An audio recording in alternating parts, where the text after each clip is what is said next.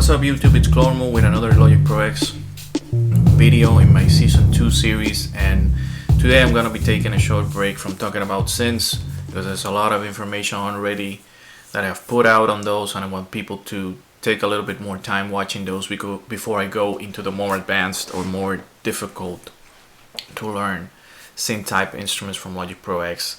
So today I'm going to be talking about something that I already briefly mentioned in one of my previous videos in this Season 2 with one of the GarageBand for iPad integration videos, and that's the concept of key and scale. What we'll be talking here is how to find the key of an audio file or sample in Logic Pro X so that you get ready if you want to add some other stuff around it and play in your additional melodies in the proper key so that everything sounds cohesive. And that's what we're gonna be seeing here in this tutorial. But before I do that, I just wanted to give you a quick reminder that this video is also part of the giveaway for the Amazon gift card. So all you need to do is be a subscriber and comment on this video or any of the other previous videos in the series, and then the next video is gonna announce the winner of this round. So now let's go right into Logic Pro X. And before I show you how to find the key of an audio file, there's a few things that I'm gonna do, because what you're seeing right now on the screen might be foreign for some of the people that's starting with Logic Pro. And the first thing is that what you see here is this the global tracks. We're gonna be referencing this signature bar here, this row. That's easily accessible with this drop down here. You see it says show high global tracks, so if I just press it, it comes on and off. And then my LCD is set at custom. If you don't know how to work with that, you press here and you can set it to any of these other options or custom, which is what I have. And then what you can see in the LCD display when custom is accessed by command clicking on the LCD anywhere, and then going to customize control bar and display, and then at the LCD column, when dealing with custom, anything that's checked will be displayed. So that's what I have. If you want to follow me exactly as I'm doing this, then I'm gonna give you a second so you can see what I have checked. I'm gonna press OK. So now, how to find the key of an audio file or a sample. I have two different tracks here. What is a software instrument with just some blank MIDI information, and then I have an audio file here, which is an Apple loop. Right? Being an Apple loop means that I already know what keys at, I know the scale more than likely, and I know the tempo information, but that's only because Logic Pro X gives it to me, being an Apple loop. And the reason I wanted to use a Apple loop is to correlate to how to find it, because you're gonna notice right away that it works.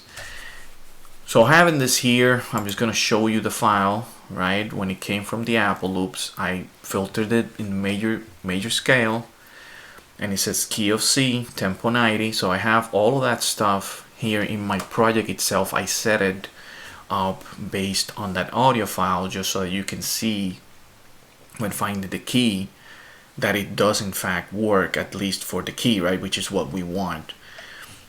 So let's say that I had that and it wasn't an Apple loop and I don't know the key of it.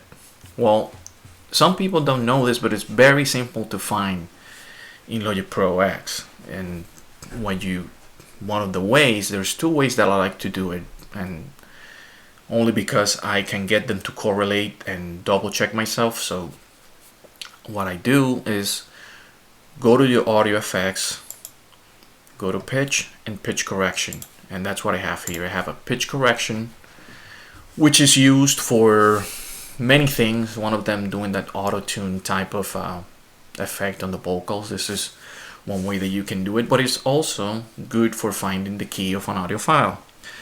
And we already know that's in the key of C because Logic told me that, because it's an Apple loop. So let's play it with the pitch correction open, and let's see if that's true. So it seems to be true, right? And it better be true. So you see when it starts with a C, and then you heard that weird glide. And that's just the pitch correction working based on some of these settings. But if I turn it off, it sounds like this. So I found that that's in the key of C. It's I'm not sure if it's really in the scale, in the major scale, because if you noticed here, some of these other notes were played. I don't know if that's the pitch correction trying to correct some of the major notes or not, but if you're not certain or you're not up to speed with your music theory, just read about scales on your own time. Search for that in Google, because that's gonna help you also understand this a little bit better, why I'm saying that this is playing some of these notes here that are not supposed to be part of the major scale, but that's not really what we want to concentrate on. We want to concentrate on the key. So that's one way of finding it. Very, very simple. Another way of finding your key, or the second way that I want to discuss here, is an app that you can download for free in the internet, and it's called Keyfinder. So when you download it, Keyfinder, all you need to do is just drag an audio file like it says here, then run the batch analysis, and it's gonna tell you what the detected key is. So guess what? I'm gonna put this file into the program and double check if that's true. So that would be, in this case, a triple check. And if you're dealing with Apple loops only in the beginning, let's say, and you're not dealing with samples, and you want to know how to get a hold of the actual file, all you need to do in Logic Pro is highlight your Apple loop and do Command Shift R, which is shown in Finder, and it's gonna bring up the Finder and show you a file. From there you can copy it and do whatever you want with it. So going back to Keyfinder, I'm gonna drag it into the program, run batch analysis, and it's done, and it detected the key of C. So pretty simple as well. So if you have another file, again, that you don't know that information, you can double check it that way, and then when you build, if you want to build other stuff around it, like a bass line or something like that, then you know what the key is being played at, and you can then you're not going to be off key with your notes, right? Because unless you're going for that effect, it's going to sound kind of weird. So that's pretty much it. That's how you find the key if you have an audio file. The reason why I have this second track here with a software instrument is, if you are not that good yet with your scales and the key and all this music theory stuff, Logic Pro X also can help you the same way as the GarageBand for iPad can help you by limiting what notes you have available to play based on the key of your project. Which again, when I drop down this here, you can see the signature and you can see the scale C major. We're gonna go back to this in a little bit. But the way you limit the notes that you can play to make sure that you are in the correct key is with the Transposer, and that's just a MIDI effect which you can access by going to your, let's say you don't have anything there, go to MIDI effects, drop down and go to Transposer, and there's my Transposer, and this just works exactly the same way as in GarageBand for iPad. I have my root key of C, which is what I want. And then if I want to set my scale in to major, I just go to the drop down, and I have all this other stuff to choose from, but I set to major, and that's it. I only have these keys available. And if I bring my piano roll, notice that these two keys sound the same, and that's because this key, this key note, right, this note is off. They are off. And I can only play this here. So that's going to limit what you play in your MIDI keyboard and make sure that the notes that you hit are in the correct scale. And then obviously your root key of C this is exactly, well, so I didn't want to do this, but so you start here, right? C, that's C, that's my root key, and then you go up like this: C, D, E, F, G, A, and B. So that would be your white notes from there, right, to there. C to B. And the major scale just means that you have those available. So I hope that's clear. I know it might not be for people that have seen this for the first time, but it's easier than you think when you visualize it, and Logic Pro X obviously lets you visualize it better.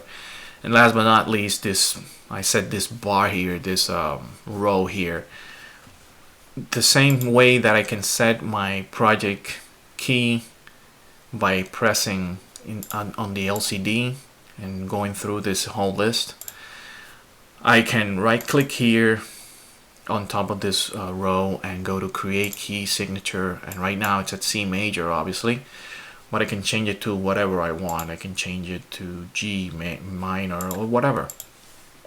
And how this works, or how you can further fine-tune your project, or if you're into using different keys at different points, like in classical music and all that stuff, you can do so here in Logic Pro X, and it lets you visualize it. Let's say I wanna, at the end of the second bar, I wanna go and say G.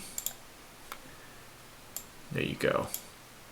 I don't know why I did it here though. Oh, right, because I need to start and end here. That's right. So and you can do that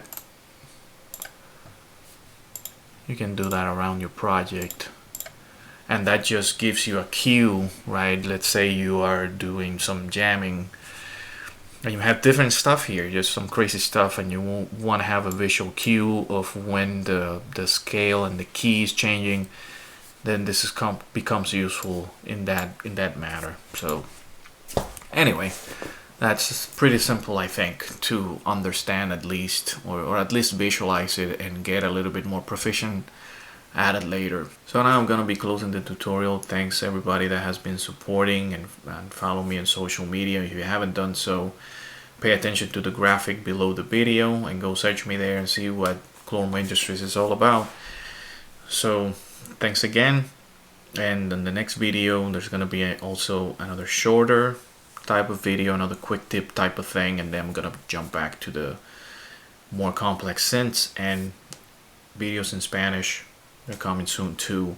A lot of work going on. So thanks again, YouTube. Peace out.